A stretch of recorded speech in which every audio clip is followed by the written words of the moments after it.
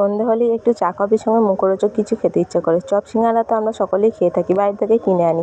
আর বাইরে থেকে কিনে খেতে হবে না চপ, মুড়ির সঙ্গে খাওয়ার জন্য চপ মুড়ি বাড়িতেই তৈরি করে নিতে পারবে। দেখো, তার জন্য আলু সেদ্ধ করে নিয়েছি, আলুর মধ্যে কিছু সবজি কুচিয়ে দিয়েছি। সবজির মধ্যে নিয়েছি গাজর, ক্যাপসিকাম, পেঁয়াজ, টমেটো আর কাঁচা লঙ্কা। খুব ভালো করে আলুর সঙ্গে মেখে নিয়েছি, একটা ব্যাটার তৈরি করে নিচ্ছি। ব্যাটারের মধ্যে দিয়েছি এখানে বেসন দিয়ে ওর মধ্যে হলুদ আর নুন দিয়ে ভালো করে একটা ঘনত্বের ব্যাটার তৈরি করে নিতে হবে। খুব বেশি পাতলা করা যাবে না। যে আলুর মাখাটা করেছিলাম, সেই আলু মাখাটার মধ্যে বেশ খানিকটা মুড়ি দিয়ে দিলাম।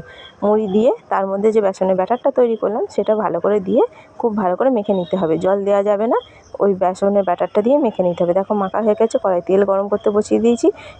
ছোট ছোট গোল গোল করে সেখান থেকে ব্যাটার থেকে একটু করে নিয়ে এইভাবে চপের আকারে ভেজে নিলেই তৈরি হয়ে যাবে মুড়ির চপ।